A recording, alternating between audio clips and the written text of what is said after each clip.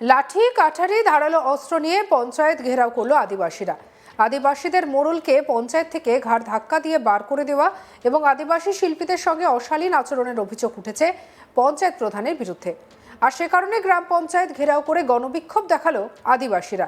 পূর্ব বর্ধমানের গলসি 2 নম্বর ব্লকের ভুরি অঞ্চলে পঞ্চায়েত প্রধানের বিরুদ্ধে একাধিক অভিযোগকে ঘিরে তীব্র বিক্ষোভে সামিল হন আদিবাসী সম্প্রদায়ের মানুষজন। ভুরি পারগনা বাবাকে জামার কলার ধরে মারধর এবং আদিবাসী নৃত্যশিল্পীদের সঙ্গে অশ্লীল আচরণের অভিযোগে ভারত জাকাত মাঝি পারগানা মহল গলসি 2 নম্বর মল্লুক পারগনা বাবার আহ্বানে শুক্রবার ভুরি অঞ্চলে গণবিক্ষোভ কর্মসূচির আয়োজন করা হয়। শুক্রবার আদিবাসী সম্প্রদায়ের মানুষ এবং মহিলা নির্বিশেষে ভুরি গ্রাম পঞ্চায়েত ঘেরাও করে বিক্ষোভ দেখাতে থাকেন। বিক্ষোভকারীদের দাবি, ভুরি গ্রাম পঞ্চায়েতের প্রধান সুবোধ ঘোষকে লিখিতভাবে ক্ষমা চাইতে হবে। পাশাপাশি আদিবাসী পাড়া রাস্তাঘাট এবং নিকাশি ব্যবস্থা পাকা করা, মানজি থান এবং জাহের থান সংস্কার, আদিবাসী গ্রামগুলিতে বাংলার আবাস যোজনা চালু করার দাবিও তোলা হয়।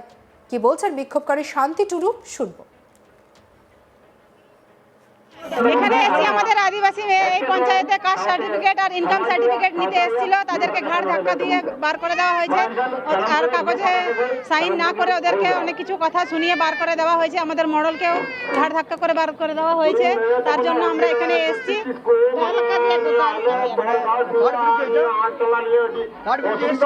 সুবোধ ঘোষ,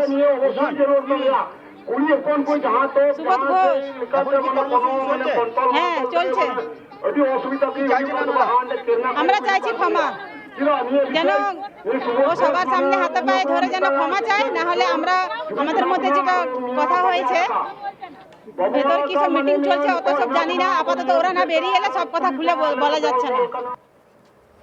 স্থানীয় বাসিন্দা অভিযোগ করেছেন যে শংসাপত্র বা আই সার্টিফিকেট তুলতে গেলেও আদিবাসী মানুষজনকে হেনস্থার শিকার হতে হয়। এই পরিস্থিতিতে দ্রুত প্রশাসনিক হস্তক্ষেপ এবং দাবি পূরণের আশ্বাস না মিললে আন্দোলন আরও জোরদার করার হুঁশিয়ারি দিচ্ছেন বিক্ষোভকারীরা। কি বলছেন শুকুল হেমব্রম, শুনব। ভুরি অঞ্চলে যে কর্মসূচি হচ্ছে সেটা হচ্ছে আমাদের আদিবাসী ব্যক্তিগণ ভুরি অঞ্চল প্রধানের কাছে বাসিন্দা সার্টিফিকেট কিংবা আই সার্টিফিকেট চাইলে প্রধান মহাশয় অপব্যবহার করছে, সার্টিফিকেট দিতে চাইছে না। আজ নয় কাল নয় পরশু নয় সেটা বলছে না, এবং কিছু মেয়ে ছেলে এবং কিছু ছেলেদেরকে আমাদের যে জগ পারগানা পীর পারগানা মজনু হেমব্রমকে কলার ধরে পঞ্চায়েত থেকে বার করে দিয়েছিল। তার জন্য আজকে এই ডেপুটেশন করা হয়েছে যে আজকে আমাদের এই ডেপুটেশন যেন পঞ্চায়েত প্রধান পরবর্তী দেওয়ার উদ্দেশ্য হয়েছে পরবর্তী দিন যেন এভাবে আর কারোর সাথে কিছু না করে।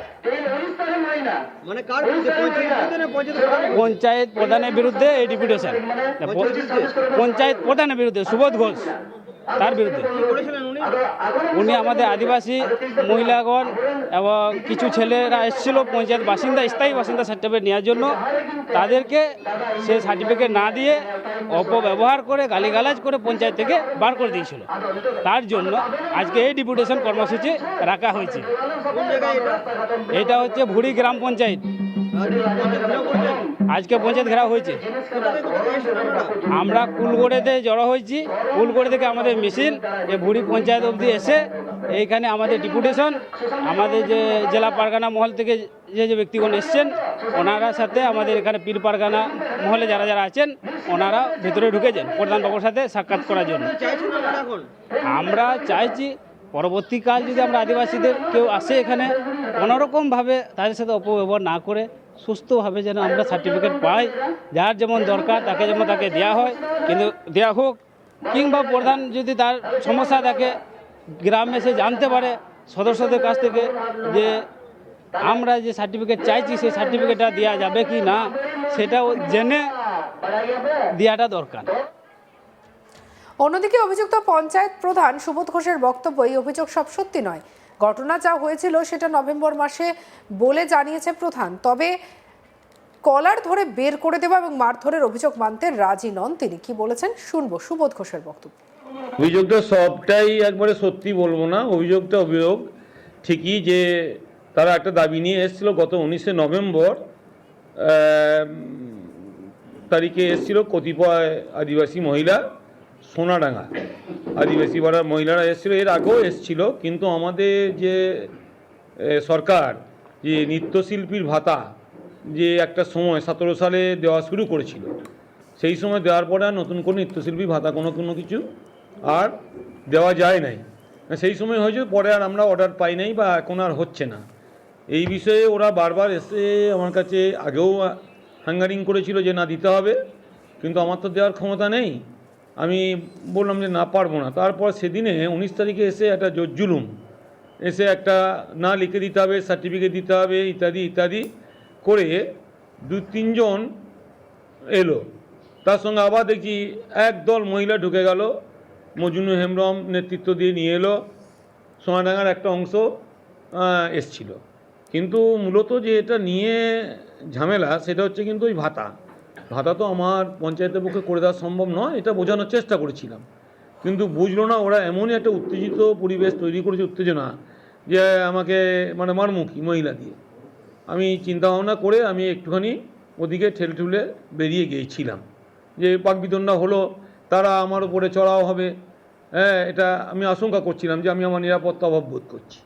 দিয়ে আমি একটু ঠেলে দিয়ে বেরিয়ে গিয়ে সেইটাকে ইস্যু করলো যে না, আমি নাকি ওদিকে মেরেছি।